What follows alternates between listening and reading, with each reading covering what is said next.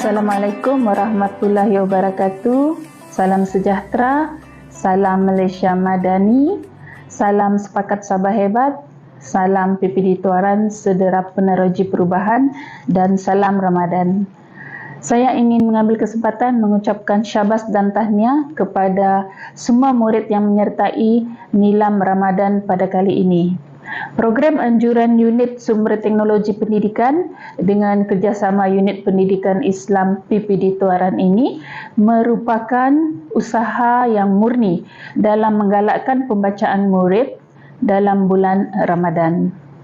Amalan bertadarus dan juga membaca kisah-kisah agama adalah pengisian yang sesuai dilaksanakan pada bulan ini. Hasil pembacaan murid-murid dikongsi melalui video-video resensi yang terpilih. Syabas dan tahniah juga kepada para guru yang telah membimbing dan membuat rakaman resensi tersebut. Aktiviti seperti ini mampu melatih murid untuk petah dalam berbicara, mengulas pembacaan serta menjelaskan pengetahuan terhadap bahan yang dibaca. Akhir sekali, syabas dan tahniah sekali lagi kepada semua murid yang telah menyahut cabaran dalam resensi Nilam Ramadan. Saya juga ingin mengambil kesempatan untuk mengucapkan selamat menyambut Hari Raya Aidilfitri yang bakal tiba tidak lama lagi dan selamat bercuti.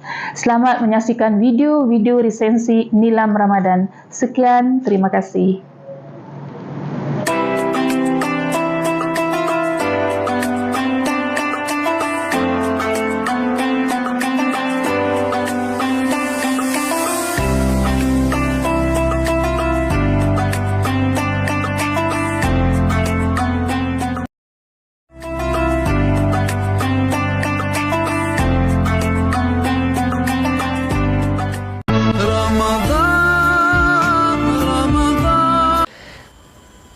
Setitis embun pagi hari, jatuh atas bunga melati. Inilah waktu perbaiki diri, bulan Ramadan, bulan suci. Alhamdulillahirabbil alamin, wassalatu wassalamu ala asyrafil anbiya wal mursalin wa ala alihi washabbihi ajmain. Assalamualaikum warahmatullahi wabarakatuh. Nama saya Muhammad Bazri bin Bintang Orchid, merupakan seorang pengawas pusat sumber SK Bantayan yang akan menyampaikan resensi buku yang saya pilih, iaitu Manhaj Ramadan. Sempena resensi Ramadan, buku ini merupakan salah satu buku yang terdapat di pusat sumber sekolah saya. Buku ini dikarang oleh Ustaz Muhammad Farid Azami bin Apandi dan diterbit oleh Abad Sinergi Sembilan Berhad. Para pendengar yang saya hormati, Manhaj ialah perkataan bahasa Arab yang bermaksud jalan yang terang. Manakala Manhaj Ramadan yang dimaksudkan dalam buku ini ialah kesediaan memikul tanggungjawab sebagai hamba Allah menjalani rukun Islam yang ketiga, iaitu berpuasa pada bulan Ramadan. Buku ini memberi panduan mempersiapkan diri secara berperingkat sebelum dan semasa Ramadan. Perkara pertama yang disebut dalam buku ini ialah kesedaran hati. Berdoa semoga Allah membantu kita dalam memberi ketabahan dan kekuatan melakukan ketaatan ibadah berpuasa. Dari Ubadah bin As-Samit dari Nabi Muhammad SAW bahawa ketika memasuki bulan Ramadan, beliau berdoa, Allahumma salimni li Ramadana wa salimni Ramadana li wassalimhu li mutaqabbala. Perkara kedua yang disebut dalam buku ini ialah mentarbiah diri dengan banyakkan membaca dan mendengar bacaan Al-Quran. Menariknya dalam buku ini juga ada menyatakan amalan-amalan sunat dan panduan cara mengerjakan seperti solat-solat sunat dan zikir-zikir yang perlu dibaca ketika bulan yang mulia ini. Jadual pelaksanaan tugas amalan-amalan sunat juga disertakan agar memudahkan para pembaca melaksanakannya dengan lebih terancang. Hadirin hadirat yang saya muliakan, ibadah puasa berfungsi untuk menyemai dan menyubur ketakwaan dan sifat kehambaan kepada Allah SWT. Ketaatan melakukan ibadah ini dikenali sebagai ta'abbud yang bermaksud pengabdian kepada Allah SWT jika dilakukan dengan penuh keikhlasan dan penghayatan yang baik. Rasulullah SAW sebut dalam sabda yang bermaksud, sekiranya umatku mengetahui kebesaran dan kelebihan Ramadan, nescaya mereka akan meminta agar sepanjang tahun adalah Ramadan. Hadis ini menjelaskan bahawa kelebihan Ramadan bukan sekadar terletak pada ibadat puasa. Dengan ini, cadangan pengisian ibadat yang disediakan oleh penulis buku ini akan menjadi motivasi untuk terus beribadat dalam bulan-bulan seterusnya sehinggalah bertemu kembali dengan Ramadan akan datang. Hadirin hadirat yang budiman, apakah kita akan bertemu Ramadan akan datang? Hanya takdir Allah yang menentukannya. Apa yang menjadi keutamaan bagi kita adalah mengisi Ramadan kali ini dengan sesempurna mungkin, meninggalkan segala larangan yang diciptakan Allah. Di samping menjaga hubungan kita dengan Allah, janganlah kita lupa hubungan kita dengan persekitaran dan makhluk Allah yang lain, terutamanya hubungan dengan manusia di sekeliling kita. Hulurkan bantuan dan sedekah terutamanya di bulan Ramadan ini. Wallahu a'lam. Wabillahi taufiq wal hidayah. Wassalamualaikum warahmatullahi wabarakatuh.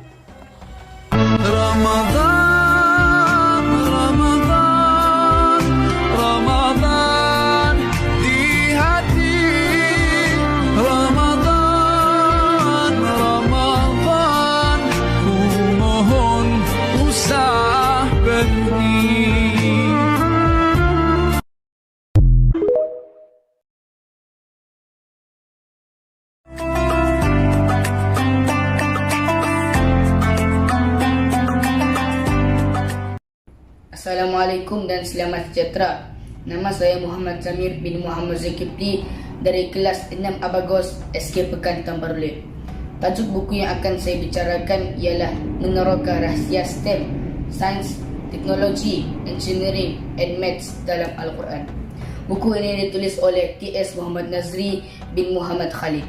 Beliau merupakan pengasas Q STEM Adventures dan merupakan pensyarah kanan Pusat Pengajian Asasi dan Umum Universiti Selangor UNISEL. Cetakan pertama buku ini pada tahun 2019 dan diterbitkan oleh Shanana Sendirian Berhad. Sungguh menakjubkan, mengujar serta mengasyikkan pada sesiapa yang baru mengenal ilmu sains, teknologi, kejuruteraan dan matematik.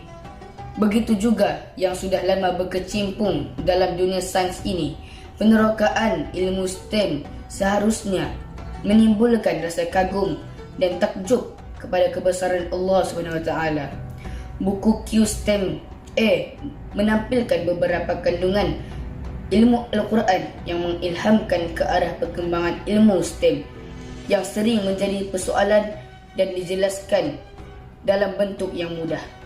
Buku ini dapat merangsang yang sama, dapat menyingkap isi kandungan Al-Quran. Maksudnya, dialah yang memperlihatkan kilat kepada kamu untuk menakutkan dari pedahan petir dan memberi harapan dengan turunnya hujan, dan ia yang menjadikan awan tebal yang berat dengan air. Surah Ar-Ra'd ayat 12. Buku ini juga memuatkan beberapa penemuan serta fakta ilmiah yang diungkapkan oleh para ilmuwan terdahulu dan sekarang. Antaranya alam semesta semakin luas. Menurut Al-Quran, A'udzubillahi minasyaitonirrajim. Was-samaa'a banainaha bi'aidin wa inna lamusi'un. Dan langit itu kami dirikan dengan kekuasaan kami dalam bentuk binaan yang kukuh rapi, dan sesungguhnya kami benar-benar meluaskannya. Surah Az-Zariyat ayat 47. Buku ini juga menunjukkan kaitannya dengan silibus pengajaran dan pembelajaran serta beberapa latihan amali yang dijalankan di sekolah. Bahasa yang digunakan mudah difahami dengan ilustrasi yang menarik, ringkas dan padat dengan fakta. Juga dicadangkan beberapa aktiviti bersesuaian serta turut dipamerkan laman sesawang untuk tayangan video yang berkaitan. Melalui buku ini diharapkan generasi kita dapat memahami lebih jelas dan mampu menjadikan Al-Quran sebagai medium pembelajaran bagi semua mata pelajaran yang dipelajari. Dengan penghayatan Al-Quran dan ilmu STEM ini, ia akan melahirkan generasi ulul albab yang membangun daripada pelbagai aspek keilmuan yang tidak memisahkan semua bentuk ilmu dengan ilmu Al-Quran. Buku ini sesuai sebagai rujukan bagi sesiapa yang mengikut program sains teknologi dari kejuruteraan dalam Islam, ilmu wahyu dan sains, serta sesuai sebagai rujukan guru dan pelajar juga para pembaca yang berminat untuk menerokai ilmu Al-Quran dan STEM. Mengapa buku ini anda perlu miliki? Antara yang menarik tentang buku ini ialah buku ini merangsang minat untuk menerokai bidang STEM dan Al-Quran, memahami kejadian alam melalui penghayatan ilmu STEM dan Al-Quran, membantu meningkatkan dan menajamkan daya fikiran, mengintegrasikan pembelajaran STEM di sekolah dengan Al-Quran. Kita dapat mengenali beberapa penemuan dan fakta ilmiah oleh ilmuwan Islam dan Barat. Itu sahaja daripada saya. Semoga perkongsian saya memberikan manfaat. Sekian dan terima kasih.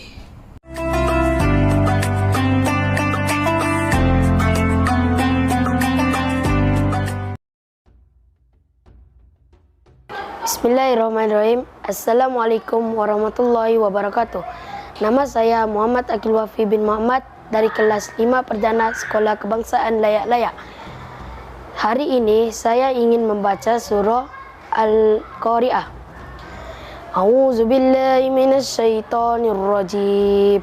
Bismillahirrahmanirrahim. Al-Qari'ah. Mal Qari'ah. Wa ma adraka mal Qari'ah. Yauma yakunun nasu kal farashil mabsus wa takunul jibalu kal ihnil manfus. Fa amma man sakulat mawazinu fa huwa fi ishatir radiyah. Wa amma man khaffat mawazinu fa ummuhu hawiyah.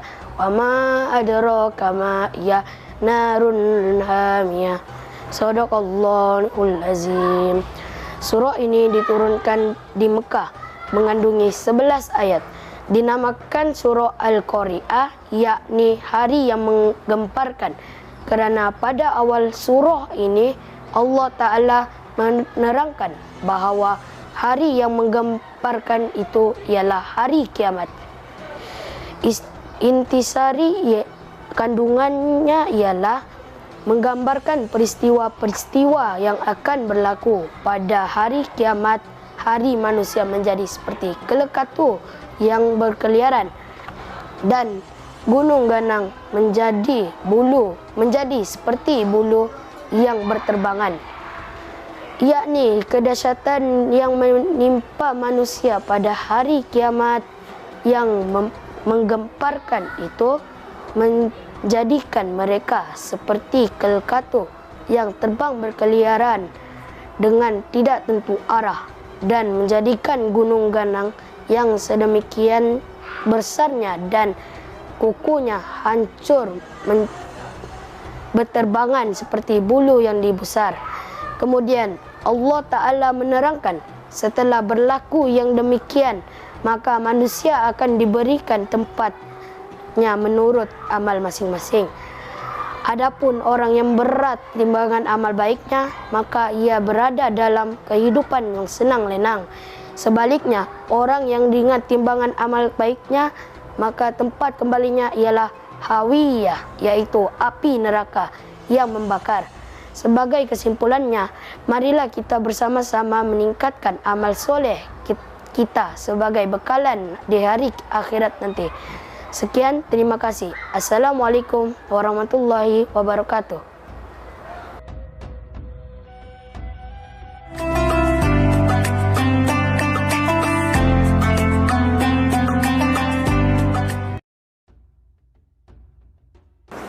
Bismillahirrahmanirrahim. Assalamualaikum warahmatullahi wabarakatuh.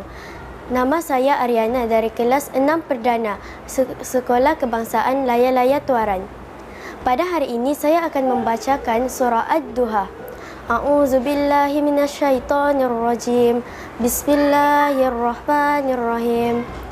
Wad-duha wal laili iza saja ma wadda'aka rabbuka wa ma qala walal akhiratu khairul laka minal ula ولسوف يؤتيك ربك فترضى ألم يجدك يتيما فآوى ووجدك ضالا فهدى ووجدك عائلا فأغنى فأما اليتيم فلا تقهر وأما السائل فلا تنهر وأما بنعمة ربك فحدث. Sadaqallahul Azim. Surah ini diturunkan di Mekah mengandungi 11 ayat. Dinamakan surah Ad-Duha bermaksud waktu duha kerana pada awal surah ini Allah Ta'ala bersumpah dengan waktu yang tersebut dan juga dengan waktu malam untuk menegaskan bahawa ia tidak meninggalkan Nabi Muhammad dan tidak membencinya sebagaimana yang dikatakan oleh kaum musyrik. Sebelum turunnya surah ini, wahyu telah terhenti dalam satu peringkat masa yang singkat. Kejadian ini menyebabkan junjungan kita Nabi Muhammad SAW berduka cita dan kaum musyrik yang menentang baginda mengambil kesempatan dari peristiwa itu untuk menuduh bahawa Tuhan Muhammad telah meninggalkannya dan membencinya. Inti surah kandungan surah ini ialah memberikan semangat kepada Nabi Muhammad SAW supaya janganlah dihiraukan tuduh-tuduhan musuh Islam kerana Allah Ta'ala tetap menolongnya dan menjadikan kesudahan perjuangannya lebih baik daripada peringkat awalnya. Bahkan Tuhan yang Maha Kuasa akan memberikannya kejayaan dan kebahagiaan di dunia dan di akhirat sehingga baginda redha berpuas hati. Setelah itu, Allah Ta'ala menerangkan satu persatu nikmat-nikmat yang dikurniakan kepada baginda di sepanjang jalanan hidup. Pada mulanya didapatinya baginda yatim piatu, lalu diberi perlindungan dalam pemeliharaan nindanya Abdul Muttalib dan selepas itu dalam pemeliharaan bapa saudaranya Abu Talib. Setelah dewasa, didapatinya baginda tercari-cari jalan yang benar lalu diberi hidayah petunjuk dengan wahyu Al-Quran. Demikian juga baginda mengalami kemiskinan lalu diberi kekayaan melalui jalan perniagaan sehingga baginda terkenal sebagai seorang ahli perniagaan yang berjaya selain daripada dihiasinya dengan sifat-sifat yang mulia dan akhlak yang terpuji yang menjadi kunci hidup kejayaan dalam alam kehidupan. Akhirnya diperintahkan baginda menzahirkan nikmat Tuhan yang tidak ternilai itu dengan mengerjakan amal kebajikan sebagai bersyukur kepadanya. Sebenarnya apa yang diperintah kepada baginda bermakna juga ditujukan kepada umatnya kerana baginda menjadi contoh utama. Kesimpulannya, redha setiap perkara yang telah ditakdirkan oleh Allah merupakan suatu bentuk syukur seorang manusia kepada Rabbnya. Mudah-mudahan kita semua tergolong sebagai hamba yang sentiasa redha. Amin ya Rabbal Alamin. Sekian, terima kasih.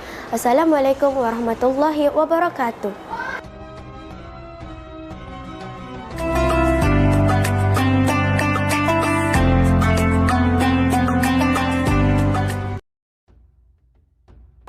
Bismillahirrahmanirrahim. Assalamualaikum warahmatullahi wabarakatuh.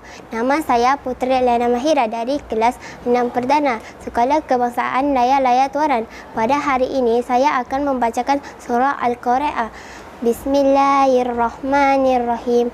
Al-Qari'ah. Mal Qari'ah wa ma adraka mal Qari'ah yauma yakunun nasu kal sirip mabsus wa takunu jibalu kal ihni manfus fa amma man sakulat mawazinu fa huwa fi ishatir radiyah wa amma man khufat mawazinu fa ummuhu hawiyah wa ma adraka mal hiya narun hamiyah.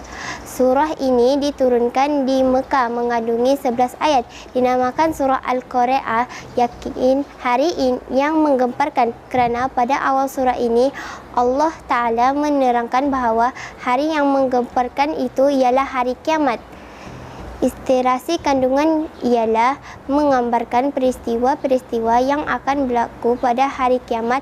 Hari manusia menjadi seperti kelak yang berkeliaran dan gunung ganang menjadi seperti bulu yang berterbangan. kedahsyatannya yang menimpa manusia pada hari kiamat. Yang menggemparkan itu menjadikan mereka seperti kelkatu yang terbang berkeliaran dengan tidak tentu arah, dan menjadikan gunung ganang yang sedemikian besaran dan kukuhnya hancur berterbangan seperti bulu yang dibusar. Kemudian Allah Ta'ala menerangkan setelah berlakunya demikian, maka manusia akan diberikan tempatnya menurut amalan masing-masing. Adapun orang yang berat timbangannya amal baiknya, maka ia berada dalam kehidupan yang senang-nenang. Tepat kebalikannya ialah hawiyah, iaitu api neraka yang membara. Sebagai kesimpulannya, marilah kita bersama-sama meningkatkan amalan soleh kita sebagai bekalan di hari kiamat nanti. Sekian, terima kasih. Assalamualaikum warahmatullahi wabarakatuh.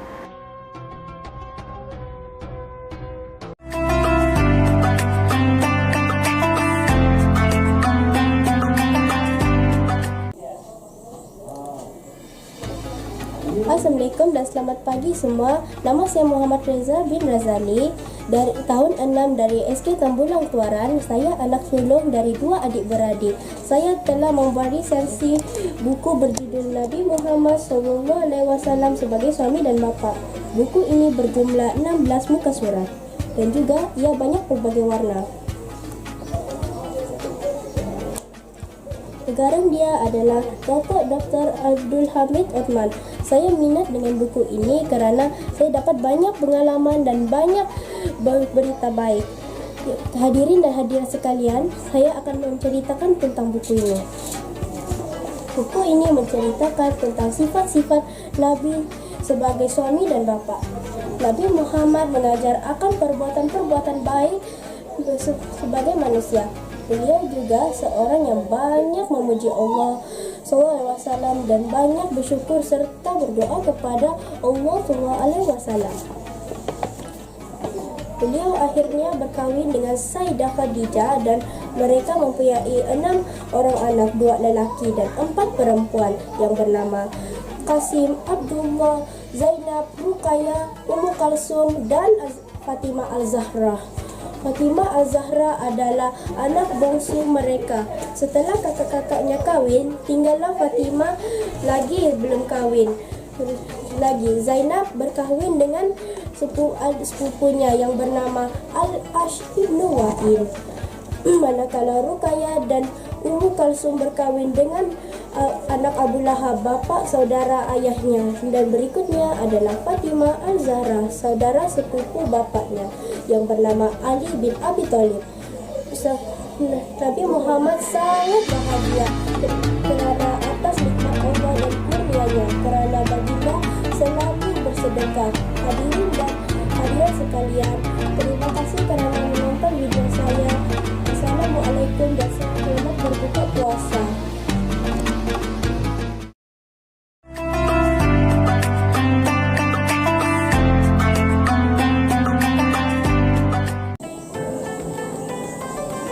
Assalamualaikum dan salam sejahtera.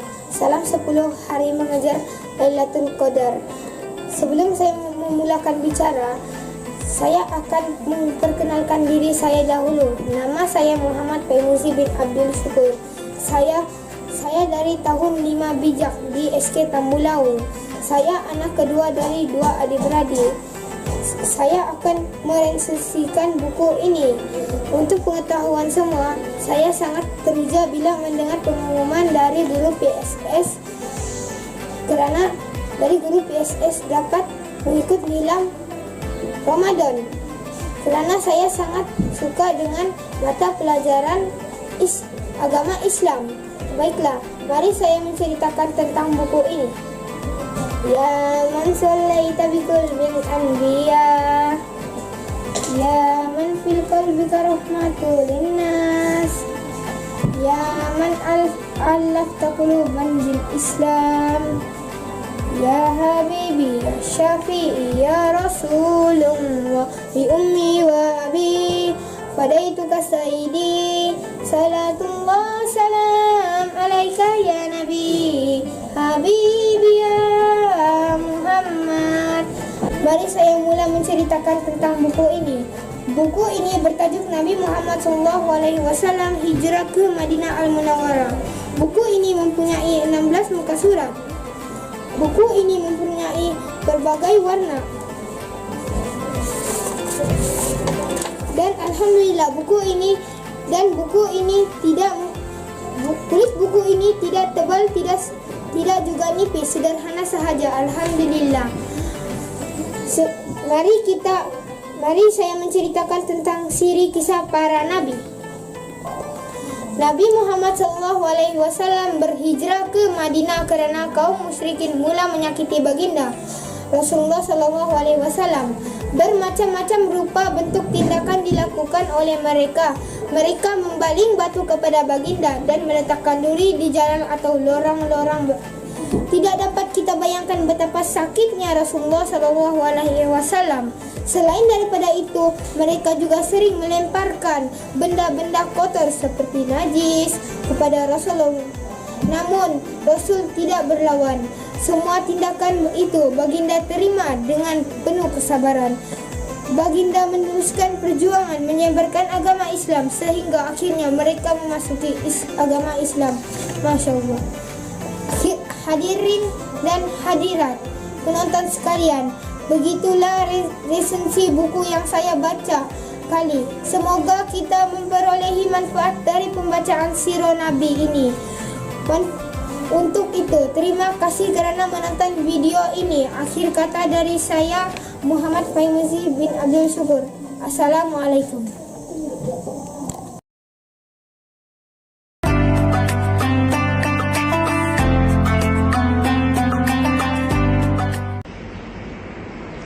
Assalamualaikum warahmatullahi ta'ala wabarakatuh. Salam Madani dan salam Ramadan 1444 Hijrah. Kata pepatah, tak kenal maka tak cinta. Oleh itu, izinkan saya memperkenalkan diri. Nama saya Nur Syamira binti Sudin dan saya berumur 11 tahun. Saya belajar di SK Gayang Tuaran. Hobi saya membaca buku dan membaca Al-Quran. Saya merupakan pengawas pusat sumber sekolah. Saya juga peserta tadarus Al-Quran program meriahnya Ramadan peringkat sekolah dan juga peserta tadarus Al-Quran program PPIM Perhubungan Daerah Tuaran.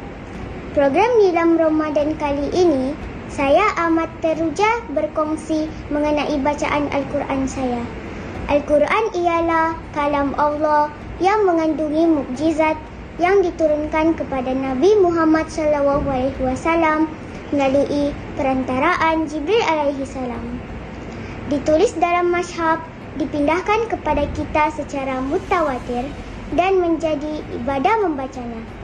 Susunan Al-Quran terdiri daripada cantuman 28 huruf hijaiyah. Keseluruhannya, Al-Quran mengandungi 323.671 huruf, 77.437 kalimah, 6.236 ayat, 114 surah, 30 juzuk, 60 hizib, dan 240 makro. Faktanya, Al-Quran merupakan hidayah dan petunjuk dalam pelbagai persoalan kehidupan manusia.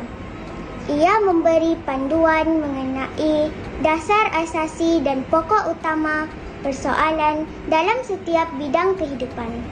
Saya akan membuat resensi Al-Quran saya, iaitu Surah Al-Baqarah ayat 182 hingga 186.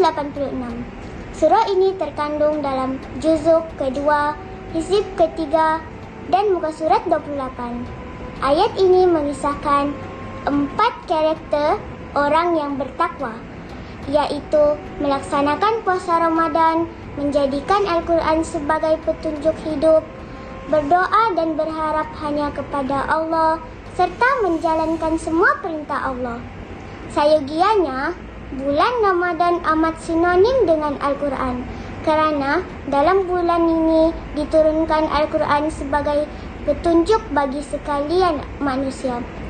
Saya suka memetik ayat 183 yang berbunyi, A'udzubillahi minasyaitonirrajim. Syahru Ramadanal-lazi unzila fihil Qur'an hudal linnasi wa bayyinatin minal huda wal furqan. Sadaqallahul azim. Maksudnya, masa yang diwajibkan kamu berpuasa itu ialah bulan Ramadan yang diturunkan Al-Quran menjadi petunjuk bagi sekalian manusia dan menjadi keterangan-keterangan yang menjelaskan petunjuk dan perbezaan antara yang benar dengan yang salah. Jadi, dalam bulan Ramadan, kita digalakkan membaca dan mentadabbur Al-Quran kerana kelebihan yang Allah kurniakan berlipat ganda. Dalam hadis yang lain, Nabi Muhammad SAW bersabda, maksudnya, bacalah kamu Al-Quran. Sesungguhnya Al-Quran pada hari kiamat akan datang memberi syafaat kepada pembacanya. Sahih Muslim.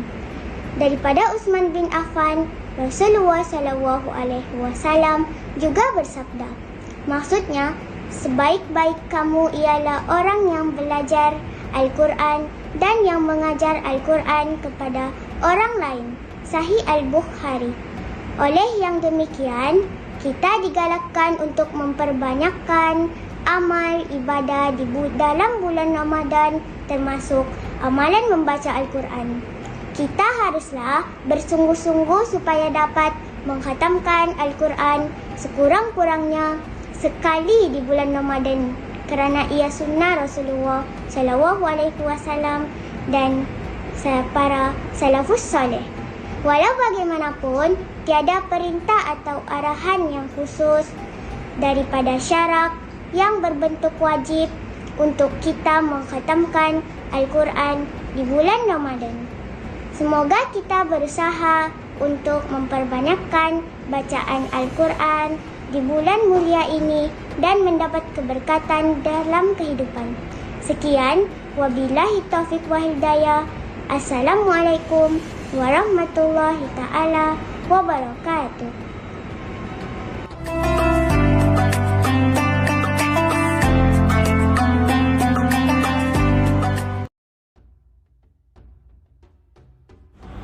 Bismillahirrahmanirrahim. Assalamualaikum warahmatullahi wabarakatuh. Nama saya Nur Darwisha Sandu binti Jusdi. Saya bersekolah di SK Lingga Baru dan merupakan murid tahun 5. Saya akan membuat resensi buku Ramadan yang bertajuk Buku Kecil Ramadan, Puasa dan Tarawih. Buku ini disediakan oleh Angkatan Belia Islam Malaysia atau dikenali sebagai ABI. Buku ini disemak oleh Ustaz Muhammad Syafiq Ismail dan Ustaz Muhammad Khairul Anwar Ismail. Baiklah, izinkan saya untuk membuat resensi dengan lebih lanjut berkaitan buku ini. Buku ini membahaskan dua topik utama yang berkaitan, iaitu puasa Ramadan dan solat sunat tarawih dan witir. Tetapi saya akan membuat ulasan berkaitan bahagian puasa Ramadan sahaja. Umum diketahui bahawa puasa itu bermaksud tidak makan dan minum pada siang hari. Tetapi, tahukah anda maksud puasa pada syarak ialah menahan diri daripada perkara-perkara yang membatalkan puasa, bermula dari terbit fajar sehinggalah terbenamnya matahari dan disertai oleh niat. Dapat saya ketahui melalui pembacaan buku ini bahawa puasa itu bukan hanya sekadar tidak makan dan minum, tetapi juga kita hendaklah menahan diri daripada melakukan perkara-perkara yang mungkar. Perkara seterusnya yang menjadi persoalan saya selama ini ialah bilakah wujudnya perintah untuk berpuasa ini kepada orang-orang Islam. Ternyata buku ini telah menjawab persoalan saya itu. Puasa di bulan Ramadan telah difardukan pada bulan Syakban tahun kedua Hijrah. Sebelum itu, ibadah puasa telah diamalkan dalam kalangan umat terdahulu dan ahli kitab yang sezaman dengan Rasulullah SAW. Kemudian turunlah perintah Allah dalam surah Al-Baqarah ayat 183 yang membawa maksud, wahai orang-orang yang beriman, diwajibkan atas kamu berpuasa sebagaimana diwajibkan atas orang sebelumnya agar kamu bertakwa. Dua perkara penting yang perlu dititik beratkan apabila seseorang berpuasa, iaitu melibatkan syarat wajib puasa dan rukun puasa. Terdapat 4 perkara dalam syarat wajib berpuasa, iaitu mestilah Islam, baligh, mukallaf dan tiada keuzuran untuk berpuasa. Untuk rukun puasa pula, hanya 2 perkara yang diperlukan, iaitu yang pertama, hendaklah menahan diri daripada perkara-perkara yang membatalkan puasa, bermula dari terbit fajar hingga terbenam matahari. Dan rukun yang kedua ialah hendaklah seseorang itu berniat untuk melakukan puasa. Rukun puasa ini adalah bertepatan sekali dengan maksud puasa pada sisi syarak. Persoalan seterusnya ialah mengapakah umat Islam diperintahkan untuk berpuasa? Saya percaya perintah ini dikenalkan atas kepentingan umat Islam itu sendiri. Tetapi marilah kita melihat hikmah berpuasa yang sebenar, sebagaimana yang telah dikupaskan di dalam buku ini. Buku ini membawakan 4 hikmah berpuasa, tetapi saya akan kongsikan satu hikmah yang menjentik hati saya ketika membaca buku ini. Antara hikmah tersebut ialah mengawal hawa nafsu dan melatih diri agar bersabar dalam menunaikan ibadah puasa. Benarlah sekali hikmah yang dibawakan di dalam buku ini. Sesungguhnya bulan puasa adalah bulan yang melatih diri manusia untuk sentiasa bersabar. Kita dilatih untuk menahan sabar dalam melaksanakan ketaatan kepada perintah Allah, sabar dalam meninggalkan perkara yang ditegah dalam agama. Sesungguhnya bulan ini adalah bulan yang perlu keinsafan. Andai kita benar-benar menghayati erti puasa yang sebenar. Akhir sekali, buku kecil ini banyak memberi saya pengetahuan mengenai bulan Ramadan. Buku ini kita boleh dijadikan sebagai ulang kaji bacaan setiap kali bulan Ramadan menjelang. Ianya akan mengingatkan kita mengenai adab ketika berbuka, amalan-amalan bulan Ramadan, perkara makruh ketika berpuasa dan sebagainya. Susunan bahasa yang digunakan sangat mudah difahami oleh pembaca. Oleh itu, saya menggalakkan orang ramai untuk mendapatkan bahan bacaan ini dan jangan lupa untuk membacanya. Sekian, terima kasih.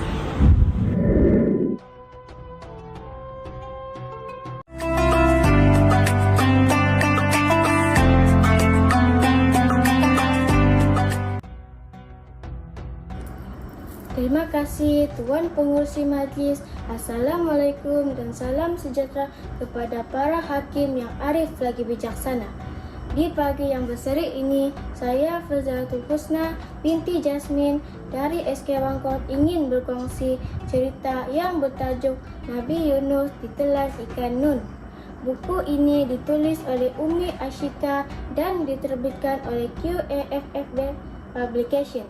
Walaupun buku ini hanya 15 muka surat, tetapi buku ini sangat menyentuh perasaan saya. Buku ini mengisahkan kehidupan sebuah kota yang bernama Kota Ninawa. Penduduk yang mewah sombong dengan kekayaan mereka. Nabi Yunus yang sangat kecewa dengan sikap kaumnya yang ingkar dengan dakwah baginda akhirnya membawa diri ke sebuah pantai dan menaiki sebuah kapal.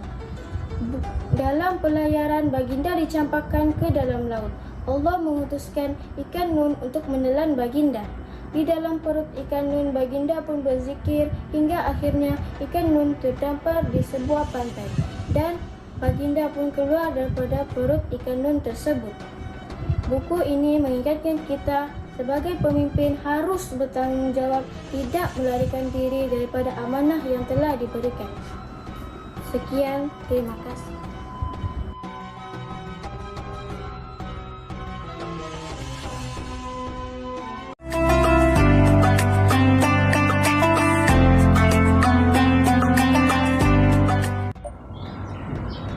Assalamualaikum warahmatullahi wabarakatuh dan selamat sejahtera. Nama saya Balkis Patisha binti Muhammad Johari dari Sekolah Kebangsaan Kauluan dari kelas tahun 6 Mari. Jom dengarkan lisensi buku yang bertajuk Kiamat Semakin Hampir. Buku ini diterbitkan pada tahun 2014. Penulisnya adalah Ustaz Syarhan Safi. Sedikit biodata tentang perjalanan penulis Ustaz Syarhan Safi. Beliau pernah dimanakan sebagai naib presiden Dewan Tertinggi Pelajar. Nak tahu tak apa istimewanya Kiamat Semakin Hampir ini? Buku ini menceritakan kebanyakan manusia berpaling dari kehidupan akhirat, melupakan tugas-tugas mereka serta melupakan tujuan akhir mereka.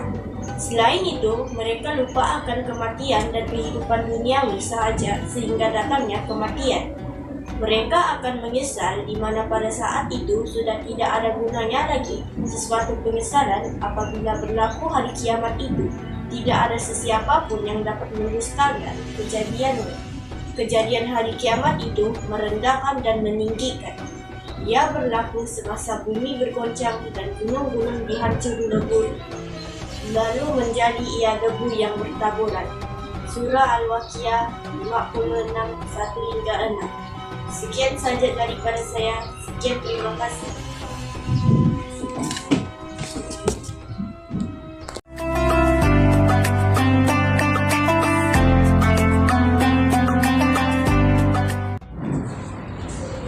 Assalamualaikum warahmatullahi wabarakatuh dan salam sejahtera. Nama saya Abraham Mampurya dari SK Kauluan Tuaran tahun 5 Mari. Mari dengarkan resensi buku yang bertajuk Pembukaan Kota Mekah. Kota Suci Umat Islam, hasil karya Khadijah Hashim. Buku ini diterbitkan pada tahun 2003 oleh K Publishing Sendirian Berhad. Pembukaan Kota Mekah mengisahkan Rasulullah bersama tentara Islam kembali ke tanah air tercinta untuk menegakkan syiar Islam. Ketika itu, masyarakat masih tidak beriman kepada Allah dan Rasul. Suatu masa dahulu, mereka juga menyiksa umat Islam sehingga Rasulullah dan pengikutnya berhijrah ke kota Madinah. Selain cerita pembukaan kota Mekah, buku ini juga mengandungi cerita lain seperti doa ibu, kerana sebiji apel, 2 sahabat Rasulullah memeluk Islam, dan kekecewaan diri. Banyak nilai dan teladan yang saya dapat daripada dalam buku ini. Antaranya, kita perlulah mengamalkan sifat sabar dalam kehidupan. Seterusnya, kita perlu mencontohi sikap Rasulullah yang sentiasa bersyukur dan pemaaf. Sekian saja daripada saya. Sekian dan terima kasih.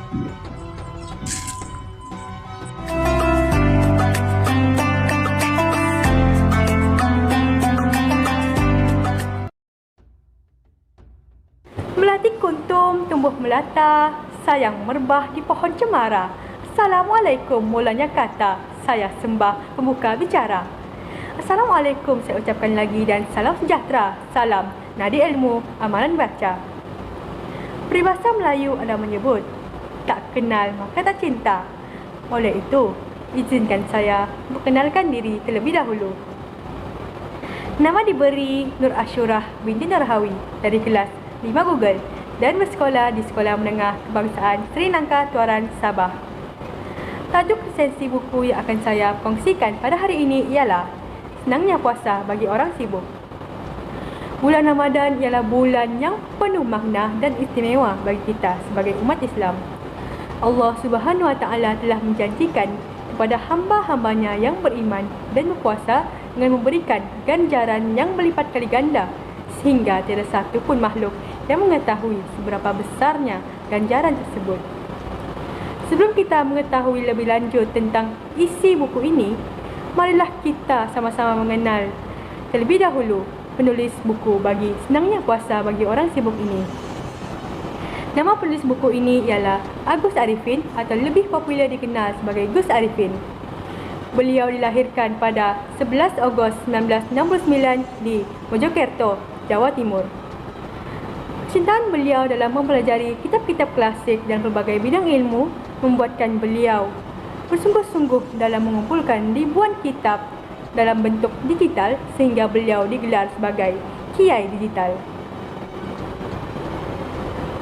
Penerbit buku ini pula ialah PTS Islamika Sendirian Berhad dan terbitan pertamanya pada tahun 2011 yang merupakan cetakan pertama yang ada di Malaysia. Harga buku ini ialah RM19 bagi Semenanjung Malaysia dan RM21 bagi Sabah dan Sarawak. Harganya sangat berbaloi bukan? Hal ini kerana buku ini mempunyai 289 muka surat dan mempunyai banyak pengetahuan tentang ilmu Ramadan yang perlu kita ketahui hasil daripada karya Gus Arifin ini. Mesti anda semua tertanya-tanya, apa sebenarnya perihal yang disampaikan dalam buku ini? Buku Senangnya Puasa bagi Orang Sibuk ini menawarkan dan menceritakan tentang cara mengamalkan dan menghidupkan sunnah Rasulullah SAW bagi para profesional, karyawan dan individu biasa dalam mengamalkan ibadah dan beraktiviti semasa bulan Ramadan.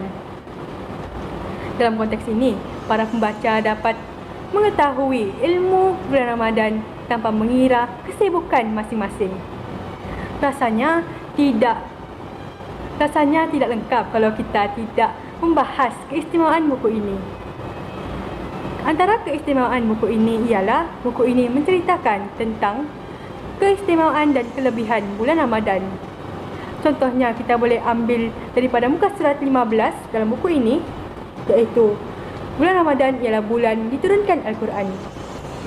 Sebagaimana disebutkan dalam Al-Quran menerusi surah Al-Baqarah ayat 185, suhuf dan kitab-kitab suci yang lain diturunkan pada bulan Ramadan. Ali bin Abdul Aziz dan Abu Muslim Al-Kashi berkata, Abdullah bin Raja mengkabarkan kepadanya Imran Al-Qatan daripada Qatadah, daripada Abu Malik, daripada Wasilah. Nabi Muhammad pernah berkata, telah diturunkan suhuf Nabi Ibrahim pada awal malam bulan Ramadan. Diturunkan Taurat pada 6 Ramadan dan diturunkan Injil pada 13 Ramadan. Diturunkan Zabur pada 18 Ramadan dan diturunkan Al-Quran pada 24 Ramadan. Hadis direkodkan Mu'jam Kabir At-Tabrani. Selain itu, buku ini juga mengajarkan kita cara-cara dan ibadah yang boleh kita lakukan semasa bulan Ramadan. Contohnya seperti solat sunat tarawih, solat sunat witir dan tadarus Al-Quran. Jadi, keseluruhan yang saya boleh katakan kepada anda semua ialah buku ini bukan sahaja bagus, tetapi sangatlah terbaik untuk kita semua sebagai sumber rujukan jika kita mempunyai kemuskilan tentang perihal Ramadan. Oleh hal yang demikian, marilah sama-sama mendapatkan dan membaca buku ini agar kita mendapat lonjakan paradigma untuk memperbaiki diri kita sendiri. Sekian, wabillahi taufiq wal hidayah. Wassalamualaikum warahmatullahi wabarakatuh.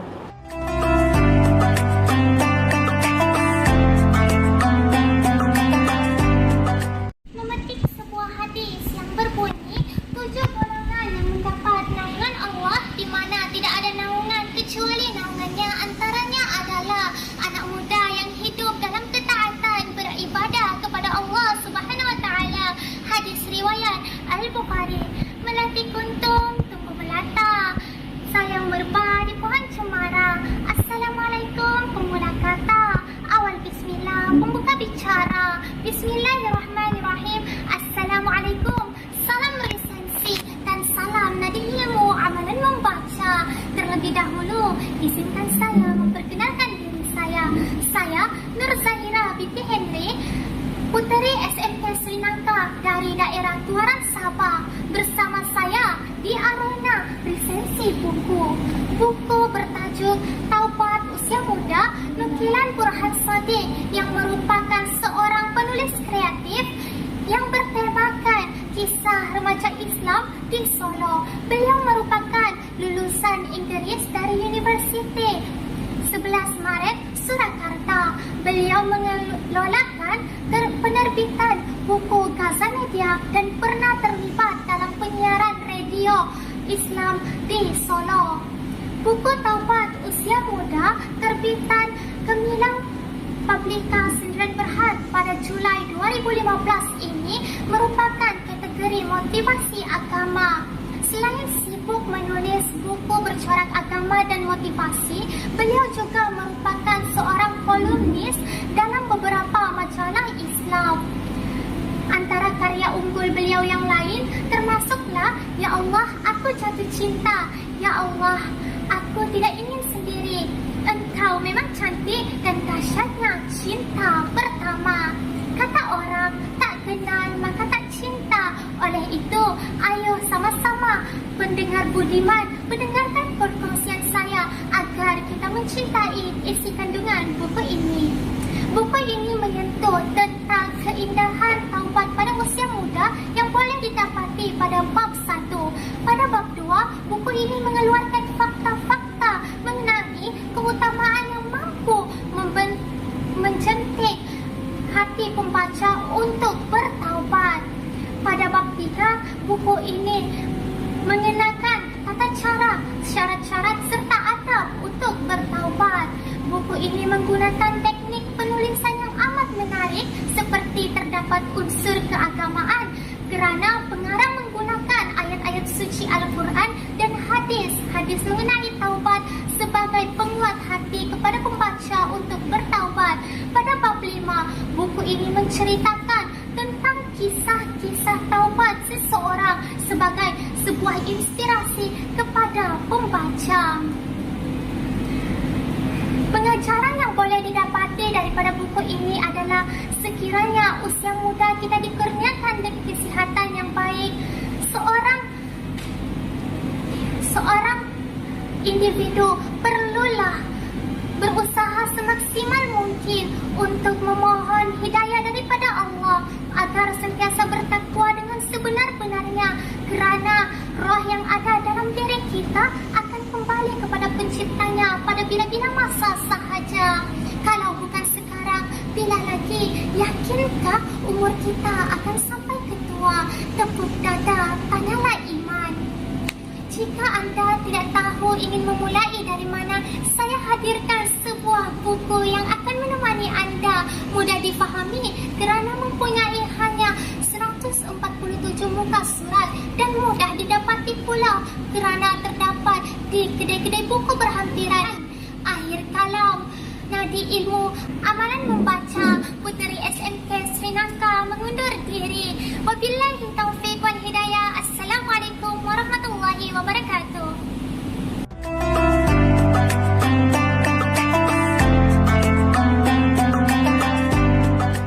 Assalamualaikum warahmatullahi wabarakatuh. Hi there, my name is Syara Sofia Sofyan. I'm 15 years old from 3 Elite SMK Sri Nangka Tuaran. Today, I'm going to make a book review of this one interesting book that I found in our school library. The title of this book is Islamic Famous Personalities, coordinated by PN Fasma and SMSI and published by Pustaka Citatini. The content in this book is about famous Islamic personalities from history of Islamic philosophies such as Al-Ghazali, Imam Bukhari, Imam Muslim, Abu Hurairah, and etc., which can be a benefit to readers who want to gain general knowledge through reading. Al-Ghazali is universally known as the proof of Islam and many more, which is most of them leave us a philosophy as a guidance to walk on the path of Islam. I hope you guys have an opportunity to read this book. Thank you.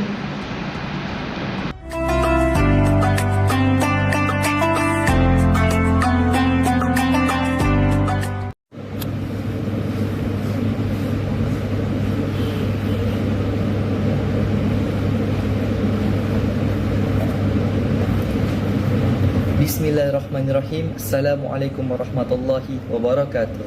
Salam Nadi Ilmu, Amalan Membaca dan salam Malaysia Madani.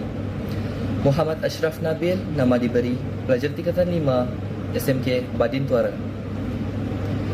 Andai patah sayap si Raja Wali, bertongkat jiwa saya kemari, bukan untuk mencari calon isteri, tetapi untuk kita memahami, mendalami dan menyelami sebuah karya yang penuh dengan mutiara kata. Bangkit mempunyai 187 muka surat dan 52 bahagian yang penuh dengan kata-kata motivasi.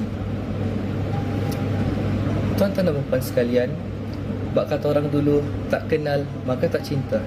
Marilah kita bersama-sama berkenalan dengan seorang insan berminda kreatif di sebalik penulisan karya ini.